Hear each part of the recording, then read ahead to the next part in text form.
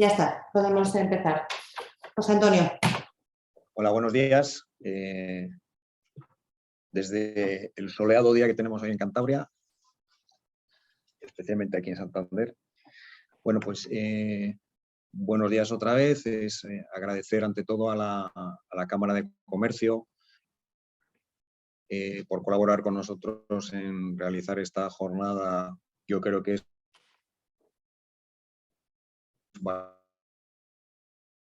bastante interesante con relación al mercado de Israel, para que nos den esta jornada que vamos a hacer hoy, como decía antes, sobre el mercado con Israel. La verdad es que me he quedado bastante sorprendido porque, bueno, indagando un poquito sobre los datos de este país, es curioso porque son 9 millones de habitantes, pero con un volumen importante, con un Producto Interior Bruto más que importante para esos 9 millones que son. Saqué unos datos y la verdad es que, como digo, me he quedado bastante sorprendido porque es la 30 economía por volumen de PIB del mundo, con una deuda pública que, claro, comparada con la española, pues parece que es una poquitín como a broma la nuestra, ¿no? Un 72% del PIB, con una variación con respecto al mismo trimestre del año anterior, datos del mes de julio de un 5,2%. Nosotros teníamos aquí el 10,8%. Y luego un Producto Interior Bruto por habitante de 43.466 euros, que eso le hace ponerse o colocarse en el 20 puesto en el ranking de Naciones Unidas de los 196 países que la conforman. Simplemente pues, decir que España tenía, claro, según los datos, según la página donde se mire, pues en España estamos con 25.400 euros de renta per cápita, ¿no? Lo cual, pues bueno, esto nos lleva a decir pues, que hay una excelente calidad de vida en Israel y, por supuesto, con estos datos pues, se presenta o se configura como un mercado más que importante y potencial para las empresas de Cantabria, ¿no?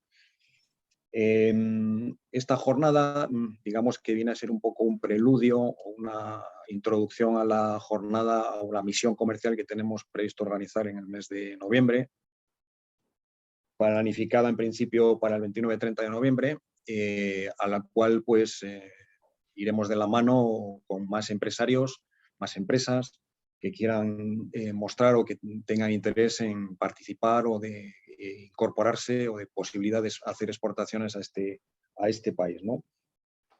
También otro dato importante es decir que el año pasado, en el año 2021, 48 empresas cántabras exportaron a Israel alrededor de unos 32 millones de euros, lo cual, pues bueno, son cifras importantes y las traspasamos a pesetas, pues nos da orden de magnitud de lo que estamos diciendo, ¿no?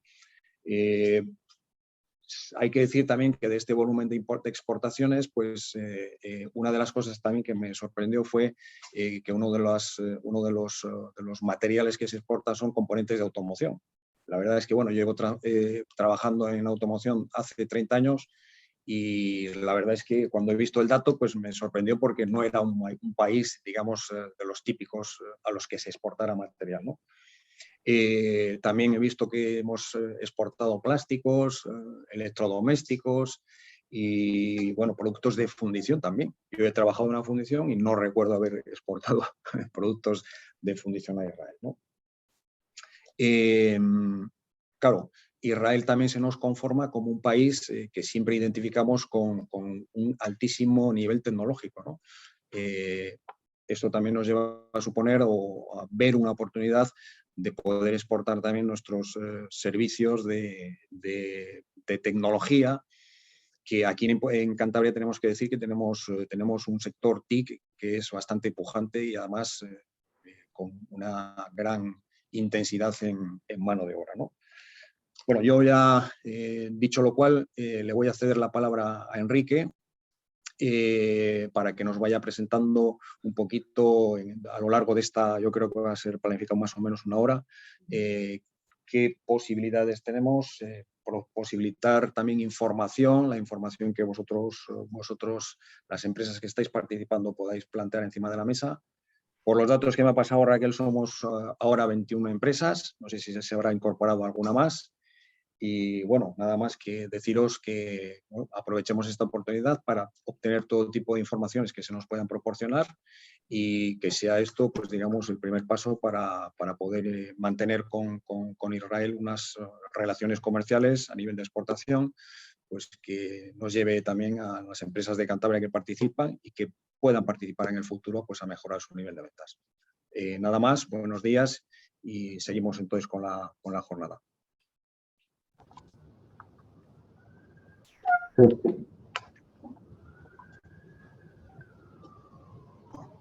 Enrique, cuando quieras.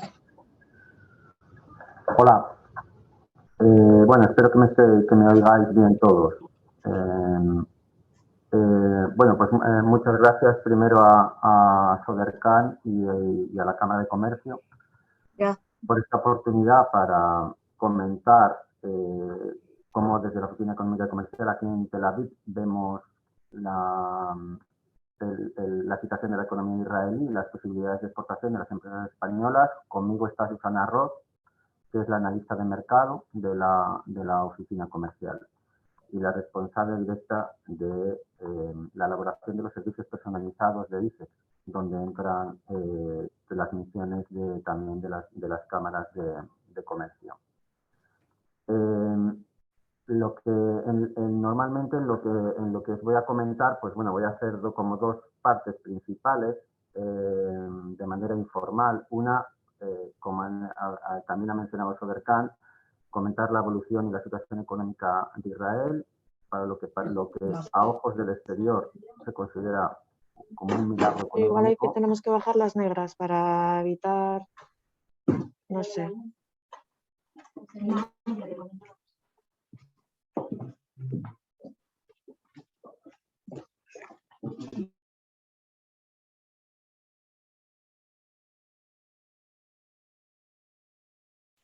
Enrique, continúa cuando quieras, perdón. Sí, es que me habéis silenciado. Bueno, no sé por dónde estaba antes de... ¿Me estáis viendo? ¿Sí? Sí, te vemos perfectamente, Enrique. ¿Me veis? Vale, es que yo no veo nada en la... Vale. Bueno, os comento, bueno, la situación económica de Israel, luego vamos a hacer una referencia a los diferentes sectores, también en función de la lista de las 21 empresas que hemos recibido, lógicamente sin poder entrar en una por una, pero bueno, agrupando un poco por sectores como vemos la situación aquí en Israel. Bueno, como habéis dicho desde Sodercan, en Israel, Israel ya se ha situado en términos per cápita dentro del top 20 mundial. Tiene una renta per cápita de en torno, ya era en el año 2020, de unos $43.000. Esto es el fruto de haber crecido siempre a unas tasas bastante importantes, en torno al 3,5-4% año a año, ya desde principios de los años 2000. Aquí la crisis nuestra de 2008, provocada por el sector financiero, aquí no existió. Y esto le permitió bueno, mantener unas tasas de crecimiento y construir un modelo económico sobre la base de la ciencia, la tecnología y el sistema de emprendimiento de Israel, que es muy particular. Era bueno, básicamente una de las potencias mundiales en el tema de emprendimiento. Después, bueno, son bastante potentes, por cierto. La economía de Israel, bueno, el año pasado el crecimiento aquí en Israel fue del 8,1% del PIB. Se considera Israel como el país que mejor ha gestionado la pandemia, esto es lo que dice el Fondo Monetario Internacional, con una ratio de muertes bastante por debajo de los países europeos, y todo combinado con unas reglas de confinamiento muy estricto y de entrada en el país muy estricto. A pesar de eso, bueno, la recuperación económica ha sido bastante potente y así sigue en este momento. Se trata de una economía básicamente en pleno empleo, con un 3% de paro, 3,2% de paro, y lo más sorprendente de esto es que se consigue con un incremento de la población continuo. Ya hay como 9.200.000 o 9.400.000 habitantes. Las fuentes de crecimiento demográfico es una economía con una pirámide de población nada que ver con la nuestra, a pesar de ser una economía tan desarrollada y tan occidental, cuando ves la pirámide de población, es básicamente como de un país en desarrollo. Una de las principales cosas, o lo que más te llama la atención una vez que aterrizas en Israel, es la juventud de la población. La edad media es de 30 años y las mujeres en Israel siguen teniendo una tasa de fertilidad, o la tasa de natalidad del conjunto es bastante alta, se siguen teniendo 3 hijos por mujer. También hay otra fuente de incremento de la población, que es la llegada de judíos desde el exterior, que se sigue produciendo, siempre cada vez más a un ritmo más pausado, lógicamente, pero sigue llegando judíos del exterior, fundamentalmente de Latinoamérica, ahora también llegan desde Ucrania. Todo esto, bueno, hace que, por supuesto, el milagro económico que yo le asigno a esta palabra de milagro económico sea todavía más remarcable, teniendo en cuenta principalmente también la extensión del país, que esto siempre me gusta recalcarlo para poner todas las cosas en su justa medida. La superficie de Israel es equivalente a la provincia de Badajoz y el 60% es desierto, donde solo hay 2 ciudades al sur, Beersheba, que es el gran centro tecnológico y de ciberseguridad, e Eilat en el Mar Rojo, con muy poquitos habitantes, unos 50.000. De manera que toda la población se concentra en lo que es la llanura costera de Tel Aviv y en el norte la zona de Haifa. Esto hace, por supuesto, que haya unos problemas de infraestructuras muy graves, que luego voy a comentar. ¿Cuál es la fuente principal de todo este crecimiento espectacular de Israel y que se supone que va a seguir en el futuro? Bueno, es una apuesta muy temprana, ya a finales de los años 90, por la ciencia y la tecnología, junto con un sistema institucional que incentiva toda la inversión en I+D. Aquí se presume de que es uno de los países del mundo con mayor gasto en I+D, si no el país del mundo con mayor gasto, junto con Corea del Sur, en torno al 5,2% del PIB se dedica a la innovación y desarrollo, pero al contrario que en otros países, sobre todo, por ejemplo, en España, donde el porcentaje lógicamente es mucho menor, en este caso la mayor parte de toda esta investigación y desarrollo corresponde al sector privado. Y esto se hace sobre la base de un tejido empresarial de startups de innovación abierta muy extenso, que es básicamente el segundo del mundo después del de Estados Unidos, teniendo en cuenta, lógicamente, las diferencias de tamaño. Esto ha provocado, bueno, que Israel sea famoso por su alta tecnología. De hecho, el año pasado aquí se celebraba para nosotros España como un país de servicio. Esto ya no nos llama la atención, pero aquí sí. El año pasado fue el primer año en el que las exportaciones de Israel de servicios superaron a las de mercancías, y el 50% de todas las exportaciones de Israel son high-tech, son de alta tecnología. Todo esto a pesar de la apreciación descomunal de la moneda nacional, del shekel. Lo cual quiere decir que evidentemente todo el mundo, o mucha gente en el mundo, quiere la tecnología israelí. ¿Esto qué ha provocado a nivel interno? Pues lógicamente un incremento de la demanda, los salarios que se están pagando en el sector de startups son estratosféricos. Esto ha generado, si ya había un problema de costes de la vida en Israel, ha generado en particular en Tel Aviv otro problema adicional. No sé si sabéis que en noviembre el Economist calificó a Tel Aviv como la ciudad más cara del mundo. La gran preocupación del gobierno y de la sociedad en Israel, y ahora con la inflación, que aquí va a menor ritmo, lógicamente, que en el resto por la apreciación del shekel, la gran preocupación siempre, desde hace años, es el incremento del coste de la vida. Por eso nosotros siempre vemos oportunidades de exportación, siempre utilizando la variable precio, en determinados sectores, como por ejemplo agroalimentarios, que comentaré después, donde la casuística de Israel es bastante particular y hay que tener en cuenta todos los elementos que comento después. Bueno, pues eso, como también han dicho desde Sodercam, se trata de una economía bastante desarrollada, tiene sus problemas de desigualdad como cualquier otra. En este caso, aparte de las fuentes naturales de desigualdad que tiene todo país occidental, como es en el caso también de España, pues las familias monoparentales, en particular las mujeres también, y los sectores de más baja cualificación. En el caso de Israel hay 2 fuentes aparte de desigualdad, y son la minoría ultraortodoxa, que está bastante fuera del circuito económico, y la minoría árabe. El 20% de la población de Israel es árabe. Pero bueno, en general, pues, las consideraciones son siempre las mismas, las de todo país desarrollado. ¿Qué más cosas os podemos contar de Israel? Aparte, bueno, del sistema de emprendimiento, entiendo que de la lista de empresas o a través de la Cámara de Comercio no habría ninguna startup, porque las reuniones a agenciar para que en el caso de que viniera alguna startup radicada en Cantabria ya serían diferentes a las del resto. Sería más ponerlo en contacto con el ecosistema de emprendimiento, con la Startup Nation, con todos nuestros contactos de fondos de el crowdfunding, las plataformas, las aceleradoras. Gran parte de la promoción de esta oficina comercial se ha convertido en esto, dado la atención que genera en el mundo el sistema de emprendimiento de Israel. Es ya una cosa más académica de poner en conexión a las startups españolas con las de Israel para que aprendan cómo se hacen aquí las cosas. Pero bueno, esto por supuesto también lo seguimos combinando con las misiones comerciales tradicionales, ¿no? A la antigua usanza. Se me olvida comentar un aspecto muy significativo de Israel, que es, aparte de la juventud de la población, es el papel del ejército. Todo este sistema de emprendimiento ha sido posible porque el ejército recibe, bueno, el servicio militar es obligatorio para los hombres durante 3 años y para las mujeres 2. Es prácticamente imposible no hacerlo y empieza a los 18 años.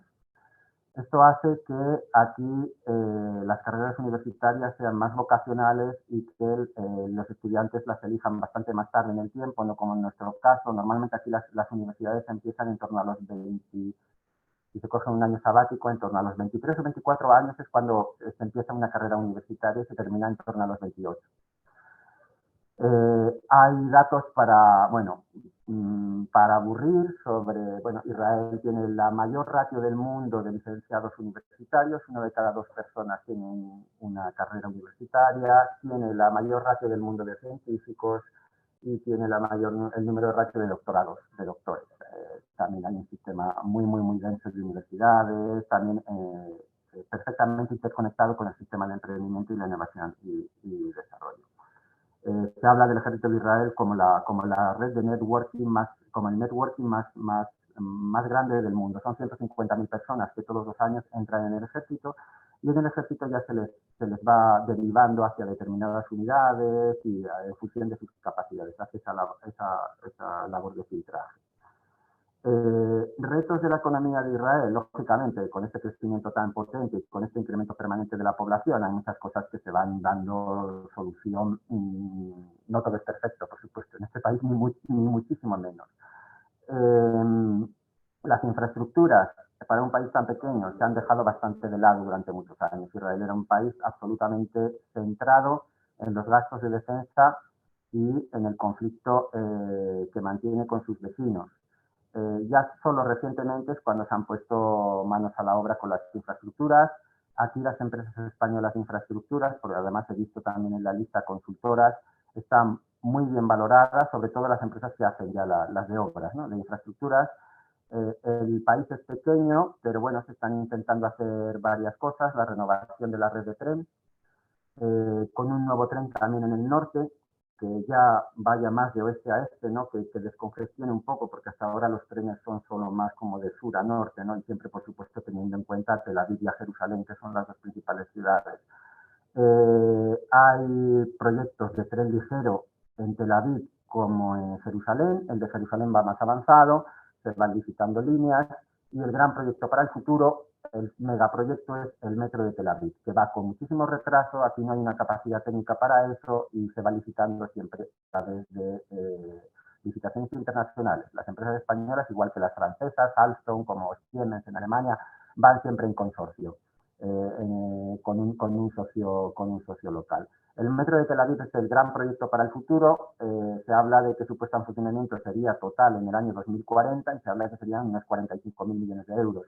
Pero bueno, el lío tremendo con este metro es, cada gobierno dice una cosa, es muy difícil, va muy lento. Hay un debate también, pero solo a nivel conceptual, de ideas recurrente, de un nuevo aeropuerto. El aeropuerto de Ben Gurión está muy colapsado por este incremento poblacional y el hecho de que la población judía gran parte es de fuera y se está siempre entrando y saliendo, sobre todo en un territorio tan pequeñito. Y bueno, no se sabe, no es más que un debate general, no hay nada detrás. Si se localizaría en otro lugar, si sería mejor una ampliación del aeropuerto de Ben Gurión, no hay nada.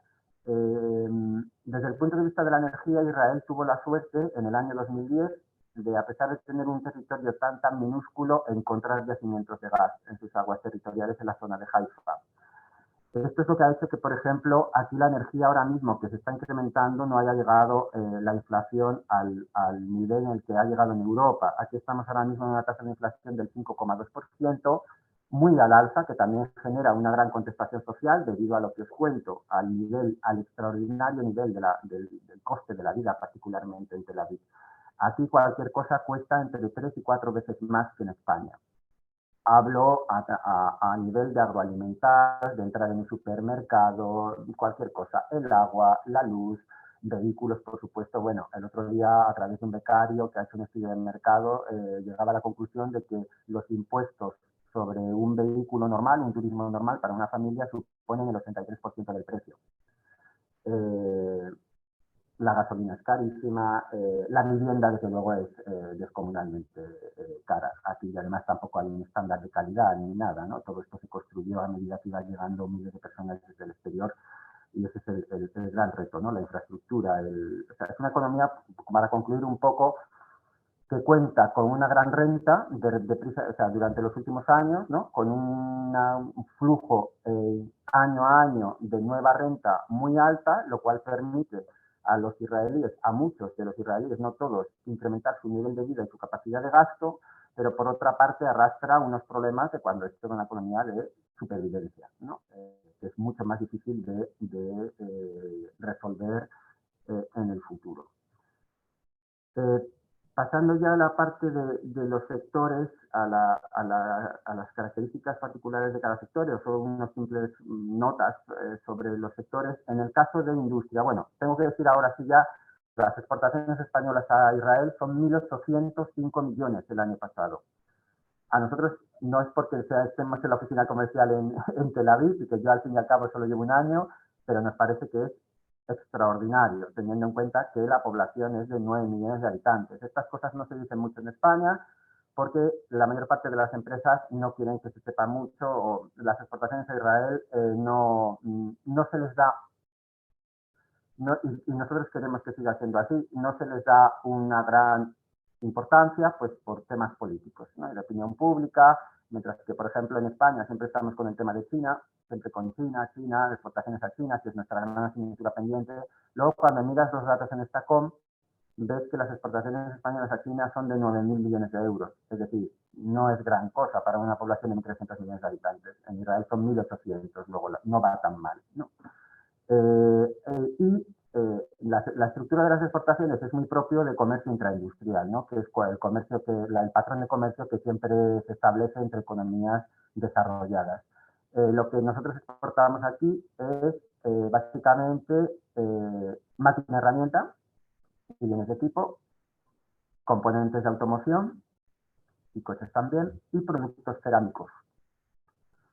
La industria cerámica española que está sufriendo particularmente el incremento del gas, porque es muy intensiva en gas, y aquí hay problemas también, sobre todo en Palestina, a la hora de asegurarse la llegada de estos rígimes para Valencia y Castellón. Esas son las tres principales, como han mencionado también desde Sodercan. Dentro del comercio industrial entran todos los productos químicos, el plástico. También.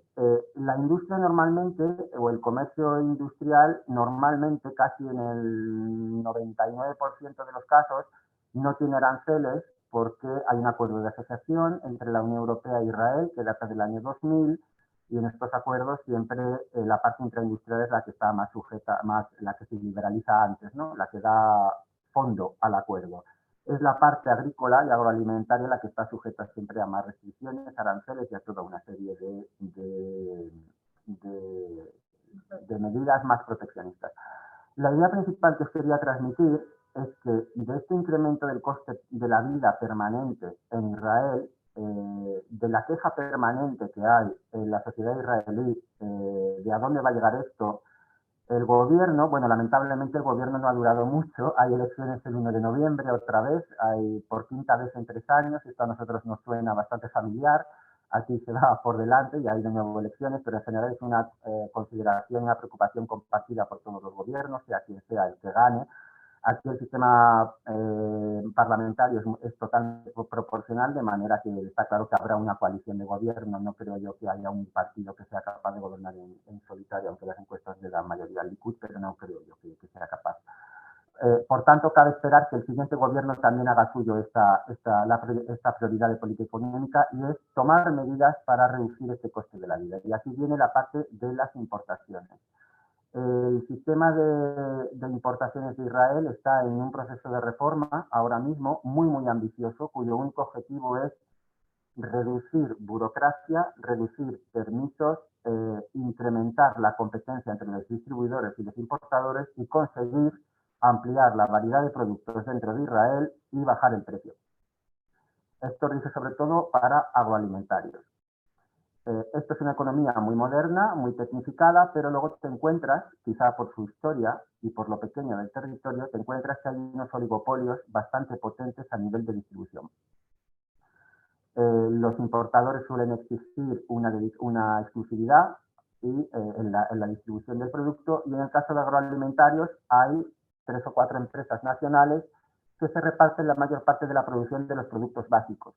Aquí hay una empresa que ahora hace ya años entraron los chinos también con parte del capital, Sinuga, que produce el 70% del pollo, el 70% de la leche, de los huevos que se consumen en el país. Los precios son altísimos, o sea, una cosa muy escandalosa cuando llegas desde España, tiene la capacidad de fijar precios. También hay problemas de abastecimiento de vez en cuando. Lógicamente, si en esta empresa hay un problema, pues llegas al supermercado y deja de haber huevos. También hay una ausencia de variedad absoluta. Básicamente, de cada producto hay una marca o 2, no hay más. En el tema de agroalimentarios, que es una de las cosas en las que la industria, por lo que yo he visto, es una de las especialidades, ¿no? Y por lo que Cantabria también es famosa. Por los que comentaba, por no liarme, entre industria y agroalimentaria, porque es que esta reforma de las importaciones es transversal, rige para todos los sectores, en algunos sectores con más importancia que en otros. Pero por centrarme en la parte de industria, en la parte industrial, la clave es que se va a acabar ya para la mayor parte de los productos la necesidad de cumplir con el estándar israelí, que obligaba a todas las empresas españolas y de la Unión Europea a tener que pagar a través del Instituto de Estándares de Israel las pruebas de laboratorio. Los productos que entraban tenían que pasar una prueba de laboratorio para cumplir con el estándar de Israel. Esto, aparte del tiempo y del coste que suponía, porque es evidente, la empresa exportadora española es la que lo tiene que pagar, supone básicamente una barrera de entrada muy alta. Lo que ha hecho Israel, para muchos productos ha entrado en vigor la reforma la semana pasada, es reconocer automáticamente el estándar de la Unión Europea. De manera que a partir de ahora, para muchos productos, bastará únicamente una declaración del exportador español donde dice que su producto cumple con el estándar de la Unión Europea y ya puede entrar. Es uno de los monopolios que ha conseguido romper el gobierno, ¿no? Siempre con la típica resistencia interna, donde tenemos un Ministerio de Economía que está muy a favor de la reforma y otros ministerios de la Agricultura, el de Sanidad, que ven su terreno un poco en peligro, ¿no? La lista de productos en los que se está liberalizando el sistema de importación es cada vez más amplia. Hemos visto también en la lista que hay una empresa de productos de aseo personal. En el caso de los cosméticos y de los productos de aseo personal, otra de las cosas que chocan mucho en Israel es el grado de complejidad y de restricción de los estándares para cumplir, para que se pueda introducir en Israel el producto. En este caso, esto depende del Ministerio de Sanidad y la reforma en esta área parece que va sería menos ambiciosa y va un poco más retrasada. Recibimos aquí en la oficina comercial preguntas recurrentes sobre empresas de cosméticos y de aseo personal de España, donde quieren introducirse en el mercado, siempre a través de un socio local, y nosotros siempre les llamamos la atención sobre lo sobreregulado que está este mercado. Centrarnos ya en agroalimentarios, que es donde es más visible este incremento, este coste de la vida, ¿no?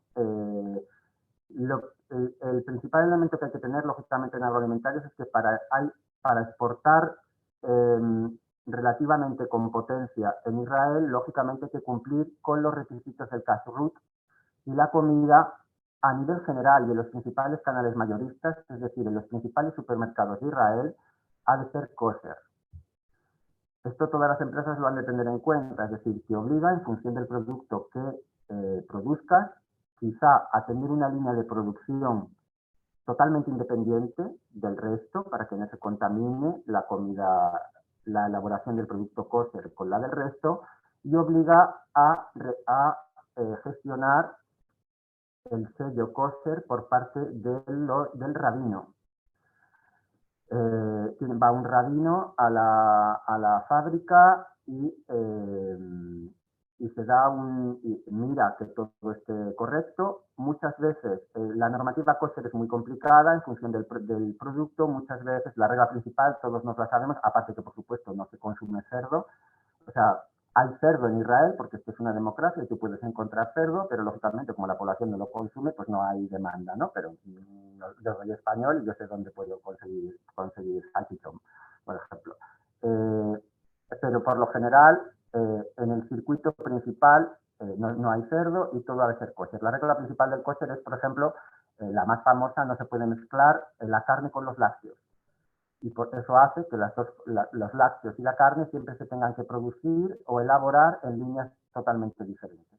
No puede haber ningún tipo de contaminación cruzada.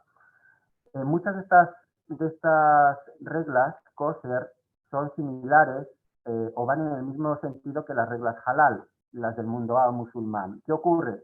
Que lógicamente en el mundo musulmán hay 1.000 y pico millones de musulmanes, es decir, cuando una empresa decide cumplir con los requisitos halal, tiene acceso instantáneo a un mercado muchísimo más amplio. En el caso del kosher, pues hay 16 millones de judíos en el mundo. Se permite, por supuesto, entrar en Israel, se permite también a Estados Unidos, que es el segundo país, tiene 6 millones y pico de judíos, y se permite también entrar en sus diferentes supermercados kosher que hay en Estados Unidos, pero no hay más. Esto hay que tenerlo en cuenta. Para la parte principal, ¿no? De los principales supermercados. Luego hay otro circuito, hay 2 supermercados generalistas aquí que no son kosher. Es decir, que para ahí no hay ningún problema. Y se puede importar. Solo es la carne viva, ¿no? La carne en general la que tiene más restricciones a la importación. Pero tú puedes aquí importar cosas que no sean kosher. Esto ya va más a estos 2 cadenas de supermercados. Una de ellas la rusa, de cuando llegó aquí 1 millón de personas en los años 90, cuando se desintegró la Unión Soviética, y llegaron 1 millón de rusos. Aquí el ruso se habla sin ninguna dificultad, y hay una cadena de supermercados de origen ruso, porque los judíos de origen ruso son más, no siguen las normas kosher de esta manera, ¿no? Y consumen más como nuestro patrón de consumo. De manera que mercado hay. Y luego hay, por supuesto, toda una serie, lo veo por el tema del salazón y por el centro, o sea, por la especialización de la industria agroalimentaria en Cantabria, en los productos, los famosos de Cantabria. Hay toda una serie, cada vez más, provocado por este incremento en la renta y la disposición al gasto de la ciudadanía israelí a probar cosas nuevas. Aquí la población se siente bastante aislada y siempre se mira a Europa para todo. Es las tiendas gourmet.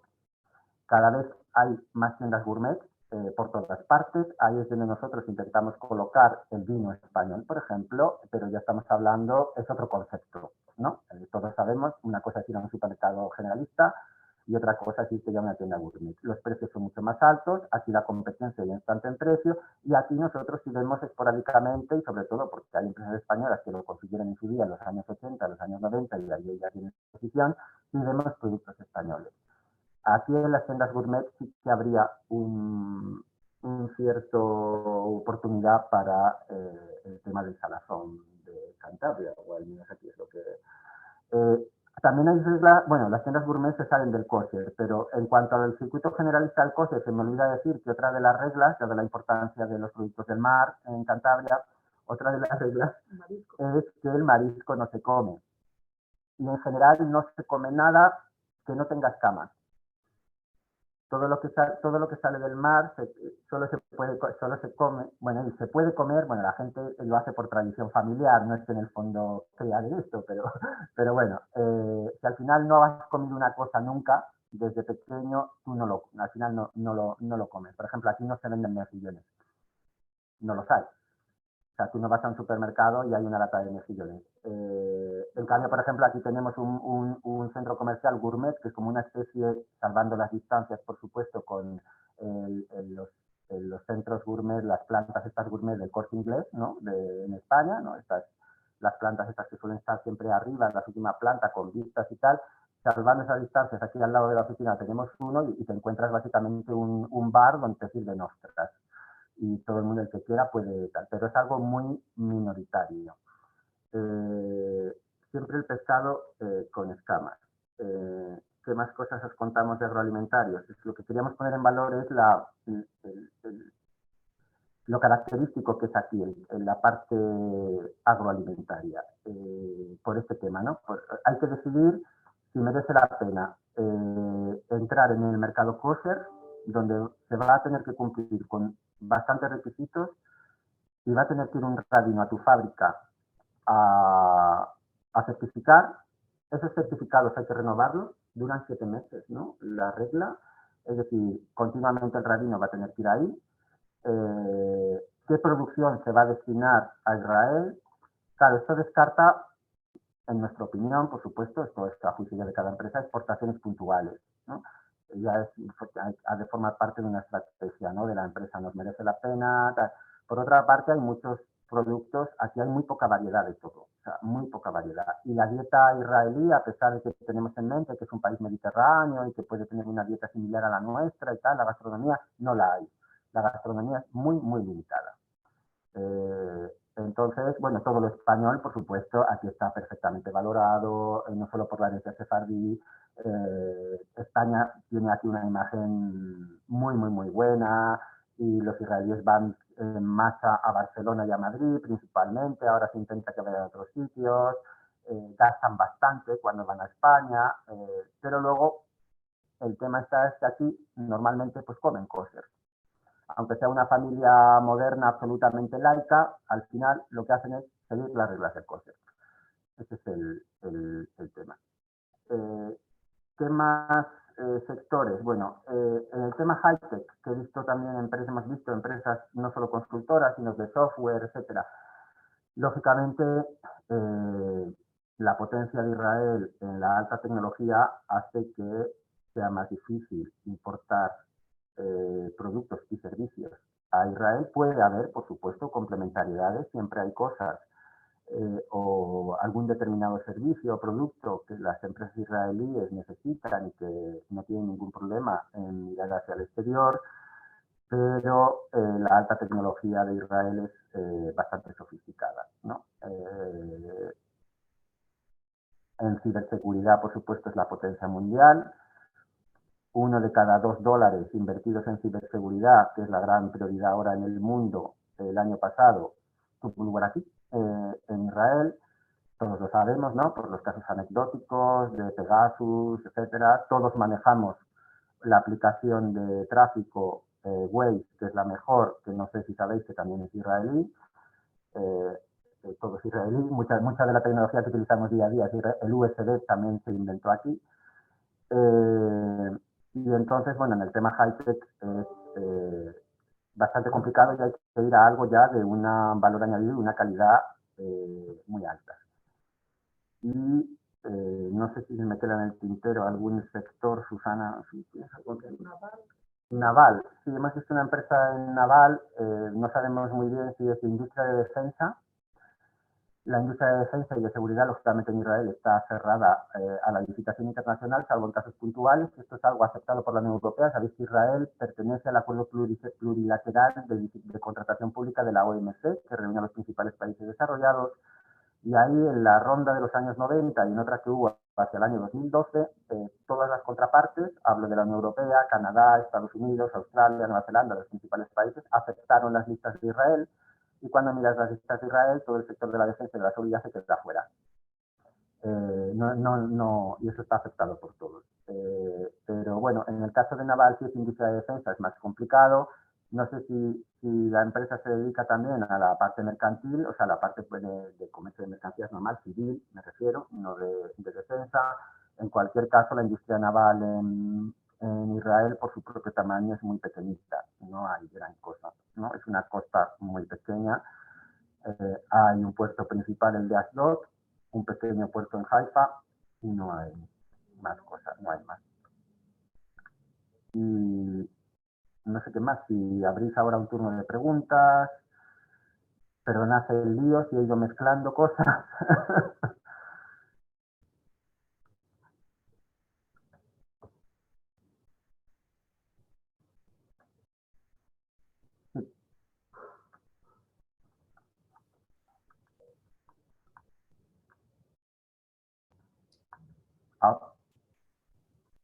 Sí, yo quería comentar, bueno, buenos días. Soy Ignacio Baito de Sodercan. Quería comentar si Israel dispone de algunos acuerdos preferenciales, algún tipo de acuerdo preferencial. No oímos nada aquí. Ignacio, perdona, se te oye muy, muy bajo. ¿Me oís ahora? Un poco bajo, pero sí, a ver, prueba, por favor. No, yo quería... ¿Me oís No mejor oímos nada. ahora?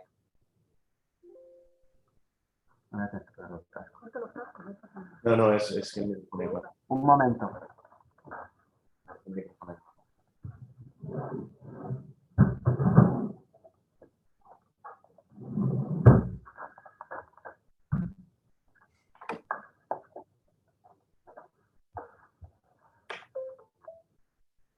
A ver ahora. ¿Me oyes mejor, Enrique? No, algo mejor se te oye, Ignacio. Pero se te oye bajo, ¿eh? Me voy al chat.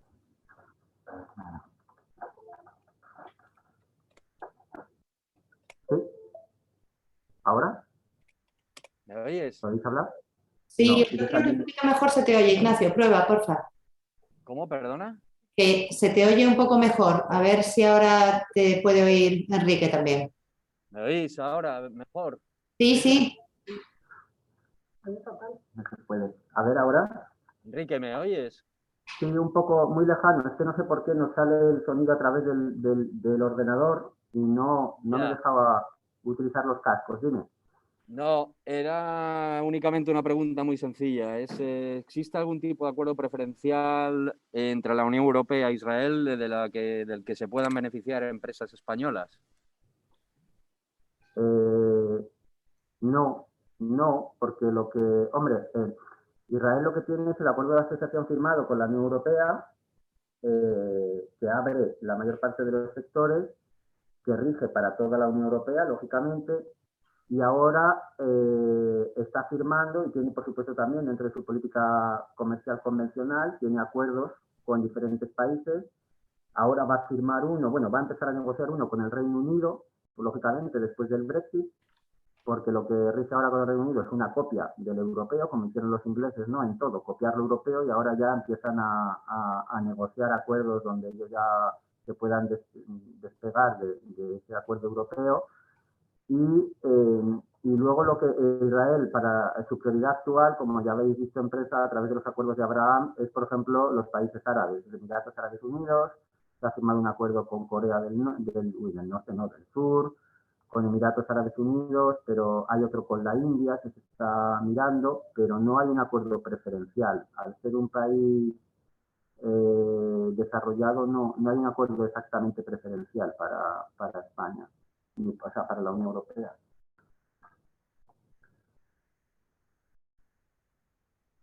Bien, muchas gracias, Enrique. No sé si... Gracias, Enrique. ¿Alguien más quiere plantear alguna consulta sobre su empresa, sector concreto? O por el chat, que lo estoy mirando. O sea, si se oye mal o algo, por escrito, que yo lo estoy mirando, tengo acceso, lo estoy mirando. Si alguien quiere escribir algo. Hola, buenos días. ¿Me escuchas? Sí. Hola, Ángela, sí. Hola, sí, me escucháis, ya veo. Soy Ángela Peral de Norgago Artis. Nosotros somos una empresa que, bueno, produce y distribuye espectáculos, principalmente de música clásica, aunque también nos hemos metido con el flamenco. Y nos gustaría saber, pues, qué posibilidades tenemos de llevar nuestros artistas a Israel. Bueno, la parte cultural, bueno, es una industria que también llevamos nosotros aquí, por supuesto, y además el ICEC ya sabéis que tiene su parte de industria cultural.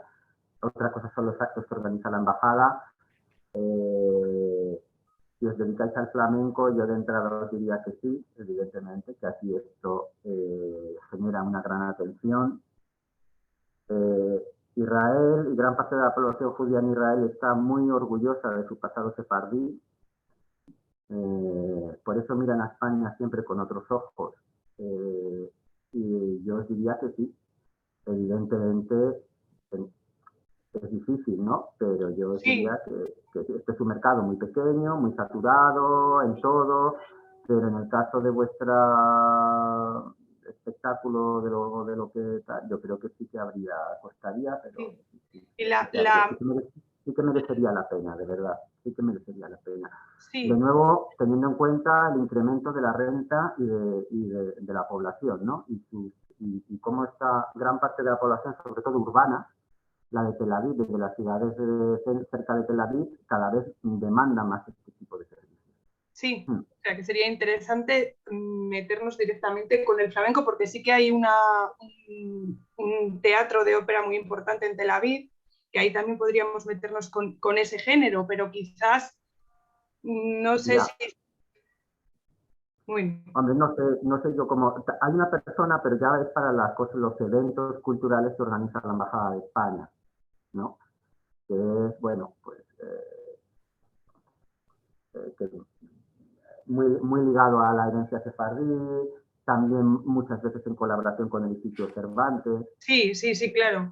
Bueno, lo importante es que el público demanda ese tipo de espectáculos y claro. ya... Nosotros estamos hablando de que, o sea, en nuestro caso, a través de la oficina comercial, sería iniciativa privada pura y dura. Es decir, simplemente porque entiendo que en vuestra actividad económica hay un gran papel de toda la parte oficial, hablando claramente también de las subvenciones. Sí, claro, con las instituciones, sí, claro. Me imagino que ahí las instituciones serían los que gestionan este tipo de cosas. Sí. El Ayuntamiento de Tel Aviv, hombre, sería cuestión de contactar primero con el Ayuntamiento de Tel Aviv, que es la gran ciudad, con su sección cultural, pero ahí estamos hablando ya que muchas cosas no son de mercado, ¿no? No es a precios de mercado, es básicamente que el Ayuntamiento de Tel Aviv quiera o programar, y luego espectáculos, sí, aquí hay muchos festivales también, como en todas partes, que es el boom de los festivales, yo creo que academias. Sí, también las academias. Pues... No sé qué grado de entusiasmo mostrarse, porque es una industria muy particular. Diferente.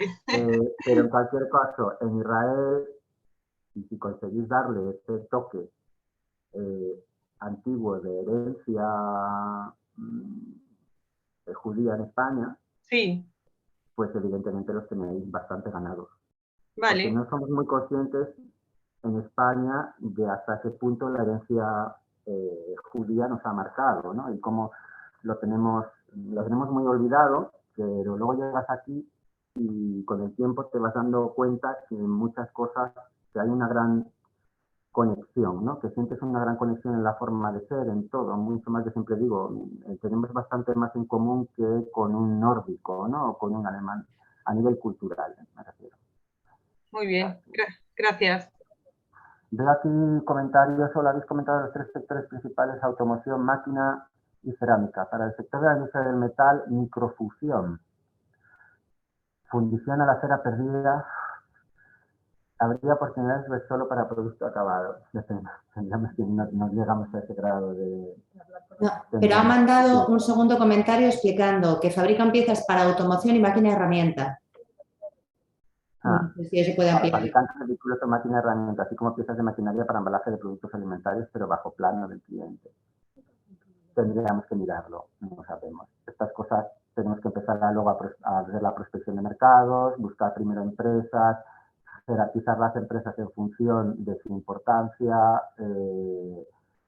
empezar a contactar a las empresas y que quieran, sobre todo en este caso, como ya nos habéis comentado, que la sesión que sería virtual, esto ya nos genera, como ya os hemos comentado antes, ya después de la pandemia y en un país tan pequeño, ¿no?, donde tienen acceso a una competencia mundial y tal, ya es más difícil y va a ser más difícil en el caso, ir buscando, ¿no?, a cada uno de las potenciales empresas interesadas y que quieran reunirse. Nos va a suponer un esfuerzo adicional, pero no sé, es cuestión de mirarlo. En principio no veo por qué no, cuando es una cosa así de automoción. Es decir, así tenemos, será relativamente fácil hacer un primer filtrado de empresas aquí. Otra cosa luego es que hay que ir explicando. Para esto ya, bueno, supongo que ya lo sabéis por todas las misiones que habéis hecho. Para nosotros nos resuelve y nos va a facilitar mucho la tarea. Primero, las personas de contacto con los cargos en inglés, siempre en inglés, para poderlo enviar tal cual. Y folleto, browser, página web en inglés, siempre, para poderlo directamente, para que la persona en la empresa israelí que recibe el correo pueda directamente pinchar, ver si le interesa, ver lo que fabrica o tiene que ofrecer la empresa de Cantabria, y a partir de ahí decirnos si le interesa, si no, si le cuadra, si quiere, si no quiere. Todo eso en inglés, eso ya, bueno, os lo recordaremos más adelante. Una cosa, Blanca de la Cámara, cuando convoquemos la misión comercial, la ficha, como ya nos habéis recalcado la importancia de que todo sea en inglés, la ficha la hemos hecho en inglés, para que directamente toda la respuesta de las empresas y todas las explicaciones vengan en inglés. ¿De acuerdo? Vale, la página web en inglés es importante. Claro. Continuaba el mensaje diciendo que pues, podría haber una conversación telefónica o Teams para una orientación inicial. Igual estaría bien que complementara la ficha cuando se convoque la misión para que tengáis absolutamente todos los datos y luego ya habléis a ver si efectivamente es una empresa. Puedes llevar muchas sorpresas. Es que, claro, normalmente, lógicamente, los nichos de mercado de cada empresa son diferentes y ya muy específicos y nos llevamos sorpresas muchas veces, evidentemente, ¿no? Bueno, sorpresas positivas. En el sentido de, hace poco tuvimos, hay cosas muy divertidas, ¿no? Lo podemos contar, lo de la... ¿Cómo era? Los sistemas de refrigeración de las cervezas y de las barras de bar. Pues lo conseguimos. Es decir, te salen las empresas de aquí que están interesadas y lo hemos conseguido. Pues no sé. O sea, para decir que no siempre hay tiempo, pero si pone aquí a qué email deberíamos remitirlo, al nuestro oficial, telaviv@comercio.mineco.es. Vale, si alguna empresa lo necesita, se lo pasamos. Luego tenemos otra empresa que lleva esperando un ratito, ha levantado la mano. Constantino, aprovecha. Sí, buenos días. ¿Se me oye? ¿Se me escucha bien? Sí, perfectamente. Vale, perfecto. Bueno, por lo primero, agradecer a Enrique Val y a su compañera Susana por el tiempo que nos ha dedicado y, bueno, a la Cámara y a Sodercan por haber organizado la jornada. Nosotros somos en ingeniería tecnológica. Fundamentalmente nos dedicamos a diseñar y a montar instrumentación basada en radiofrecuencia, criogenia y ultralto vacío. Somos conscientes de que algunas empresas para las cuales nosotros hemos trabajado ya, por ejemplo, en el caso de Indra, nosotros hemos trabajado bastante para Indra en componentes de radiofrecuencia para el sector militar, defensa y digamos que aeronáutico, sí han trabajado con empresas de Israel. Nosotros hemos intentado contactar con alguna empresa de Israel, hemos tratado de hacer digamos que alguna prospección de qué empresas de Israel se podrían necesitar de nuestros servicios y lo que nos hemos encontrado, bueno, es primero dificultades, entendemos que es un sector bastante hermético. También nos hemos encontrado que muchas de las direcciones de esas empresas, bueno, muchas están, o la mayoría están participadas por el Estado, precisamente por ser sectores muy, muy sensibles, e incluso nos hemos encontrado con que las direcciones de esas empresas, hablo de las direcciones personales. A nivel de organigrama, pues están copadas por militares y por exmilitares, altos grados del ejército. Lo que nosotros queríamos de alguna forma preguntar, nosotros entendemos que sí puede haber mercado para empresas como la nuestra. Lo que pasa es que sí nos está costando mucho romper ese acercamiento a esas empresas, ese que nos conozcan. Entonces, sí queríamos de alguna forma preguntar o confirmar que para empresas del perfil nuestro sí podría haber capacidad de desarrollo en Israel, y de alguna forma preguntarles a ustedes, por su experiencia, cómo creen que sería el acercamiento más adecuado a ese tipo de empresas. Bueno, como has dicho, ya habéis trabajado con Israel, pero a través de una empresa como Indra, ¿no? Y esto a nosotros, pues bueno, de nuevo nos confirma el hecho de que, por supuesto, el sector de la defensa y de la seguridad en Israel está bastante cerrado, por no decir totalmente cerrado, y en el sentido de que es solo cuando necesitan algo en particular, cuando miran al exterior, en particular, por supuesto, la relación privilegiada y casi todo, lo vimos hace poco en unas cifras estadísticas, en el sector de la defensa, el 80% de las importaciones vienen de Estados Unidos. Y las grandes empresas sí tienen participación estatal o son semipúblicas en una cosa muy extraña, ¿no?, de la propiedad, pero sí, está el Estado y el gobierno está siempre detrás. Es difícil contactar con ellas, tienen las cosas muy claras. Ya te digo, en principio, incluso hasta tienen el deber de la confidencialidad, es decir, para nosotros es muy difícil conocer algo más aparte de las cifras agregadas. Cuando han querido colaborar por componentes o tecnologías que les faltan, que saben que en España lo pueden conseguir, ha sido siempre a nivel de, o normalmente a nivel de gran empresa, ¿no? Como tú dices.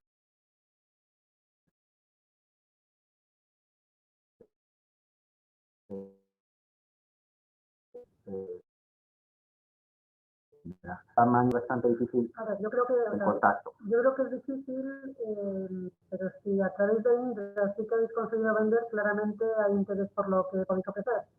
Entonces, es difícil, pero no es imposible, ¿vale? Eso es lo que digo. Ahora como 2 o 3 años nos contactó, por ejemplo, la Israel Aerospace Industry, o sea, prácticamente la empresa número 1 del sector, y nos invitó a visitar sus instalaciones y nos ofreció colaboración con España. Es decir, que puntualmente sí se abren, un poco lo que ha dicho el consejero, sí se abren a que en determinados nichos o cuando ellos necesitan X o Y, sí se abren y sí que buscan.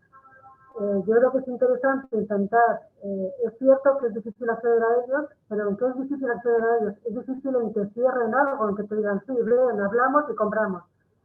El acceso a ellos, o sea, nosotros que hablamos aquí hebreo en la oficina, o sea, llevo muchos años en Israel y muchos años en la oficina, hablar con ellos no es tan difícil, es decir, sí se puede acceder a ellos y como embajada sí podemos acceder a ellos, sí podemos hablar con ellos. Es cierto que luego a la hora de llegar a una operación ya es mucho más complicado.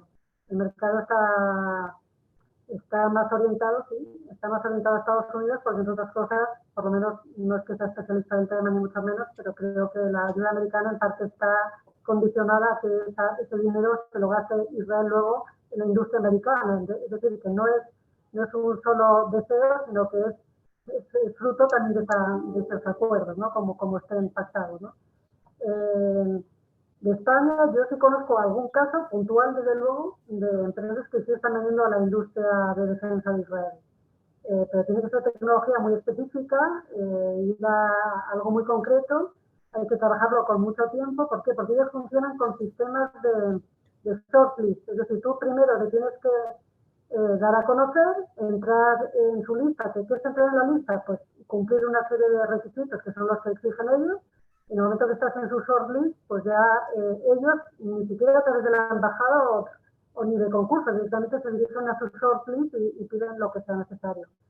Esa es una de las formas. Otra de las formas es venir aquí a los eventos O sea, yo desconozco totalmente, porque aquí tocamos todo, entonces sabemos un poquito de cada cosa y nada concreto en general, pero sí hay varias citas al año de temas de defensa. Está ISDEF, que es una feria súper importante en Israel de defensa. Bueno, pues una posibilidad es venir y ahí a darte a conocer, poner un pequeñito stand o sencillamente ir de stand en stand y darte a conocer. Esa es una de las posibilidades. Yo sé que también la industria de defensa de Israel, también los representantes se desplazan a las citas europeas que hay o mundiales. Entonces también es otra forma de acceder a ellos. Hay que hacerlo con mucha paciencia, insistir, pero si a través de Indra habéis podido llegar, señal de que vuestros servicios o vuestra tecnología sí vale. Entonces yo creo que siempre es necesario también intentarlo, esa es mi opinión. Garantizar, no podemos garantizar nada, eso seguro. No, correcto. Digamos que la idea es un poco eso, el tener acceso a ellos para que ellos conozcan cuáles son nuestras capacidades y por lo menos que sean conscientes de ellas, y si luego necesitan o no necesitan, pues como bien has comentado, Susana, el tema de shortlist, no shortlist, bueno, pues ahí el estar presentes, no estar presentes, pero evidentemente si no conocen las capacidades es mucho más complicado. Otra cosa que comentabas es que muchos de los altos cargos ahí son, o sea, de los altos directivos, son altos cargos del ejército, eso tampoco tiene que preocupar demasiado. No. Porque en realidad, teniendo en cuenta lo que ha comentado el consejero hace unos minutos, es que aquí 3 años del ejército van los hombres y 2 años van las mujeres, todo el mundo prácticamente ha pasado por el ejército. Aquí es como parte de la sociedad, no es ni positivo ni negativo. Es cierto que muchos de ellos, después de haber sido muy altos cargos del ejército, pues pasan a ser muy altos cargos de la industria de defensa, pero no solo, pues pasan a ser altos cargos en el gobierno, en las grandes empresas, en temas que nada tienen que ver con defensa, por ejemplo, food tech o fintech o lo que sea, ¿no? Como son personas que han tenido que dirigir grandes equipos, pues les es muy fácil el paso de ahí y, como hemos comentado antes, es una plataforma estupenda para el networking. Entonces, después de haber sido compañeros en el ejército, pues uno abre una empresa y dice, oye, pues yo conocí a no sé quién que estuvo conmigo en el ejército y nos llevamos muy bien, pues que venga aquí y entra directamente al consejo de no sé qué. O sea, que eso no es una cosa que tiene que dar especial temor para acceder a ellos, no, son sencillamente eso, dan el paso porque es una plataforma de networking y pasan de un lado a otro, ¿no? Es muy típico que dentro del ecosistema israelí, nada que ver con defensa, 3 compañeros que han estado juntos en el ejército deciden que salen de allí y montan una empresa de lo que sea, de lo que se les ocurra. Sí, a veces son tecnologías que han aprendido en el ejército, que han desarrollado en el ejército, inteligencia artificial o big data o lo que sea, pero hay veces que no necesariamente, son sencillamente empresas que, como se fían entre ellos y están acostumbrados a trabajar y han pasado una serie de experiencias, al final tienen una amistad y que quieren montar la empresa juntos. Pero sí, es cierto que en la industria de defensa, pues evidentemente hay mucho ex alto cargo del ejército. Pero vamos, eso no quita para que se pueda intentar meter tecnología española, o sea, sin comentar nombres de empresas. Yo he visto aquí empresas españolas que tienen buena relación con la industria aeronáutica de Israel, en drones he visto también, o sea, yo siempre creo que hay que intentarlo, claro, luego conseguirlo ya es más complicado, pero nosotros siempre estamos dispuestos a intentarlo. El número de empresas, lógicamente, a la hora de conseguir agendar, hacer una agenda frente a otro sector mucho más generalista y a una tecnología muy específica que tenemos que explicar perfectamente qué disrupción tiene, qué es lo que permite, etcétera, lógicamente es menor, o sea, a priori es menor. Porque ya te digo, se han alcanzado un grado de tecnificación y de tal que tiene que ser algo verdaderamente. Pero bueno, si ya lo habéis conseguido exportar a Israel, es algo que tenéis que, desde el primer momento tendríamos nosotros también, si participáis, ponerlo en valor, ¿no? Es diferente. Lo mismo, quizá, en el siguiente comentario, aquí, del sector naval, refería, aunque en el sector naval ya hemos dicho que es muy pequeño en tamaño. Mira, representa al Grupo Fernández Joven, especialista en la fabricación de válvulas y software de accionamiento de los equipos fabricados para el sector naval en general y naval de defensa. Sí, pero en este caso, o sea, en el caso del sector naval, o sea, lo único, aquí hay dos autoridades con las que hay que contactar, es la Israel Sitio, son los activistas de Israel, que su situación no es nada bollante, y por otro lado está el ejército, y ahí sí que ya es solamente el ejército. Yo lo veo complicado, la verdad. sobre todo para una Muy cuestión. reducido, sí, yo lo veo muy reducido. Es el único... Válvulas y software de funcionamiento, pero es que, claro, ¿cuánto es que no, ¿cuál es la potencia naval de Israel?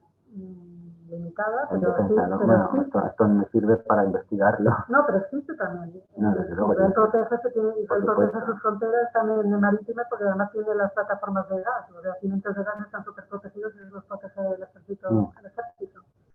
Pero ¿cuánto hay como para unirse a una misión? Yo ahí no lo sé. Los barcos también tienen labores de vigilancia en Gaza para el tema del contrabando de armas y tal. Sí. Ahora con el conflicto este último de los misiles de Gaza salía en prensa que estaba también la Marina ahí. Bueno, la Marina está, pero estaba ahí vigilando. Bueno, tendríamos que mirarlo, pero parece ya algo mucho más.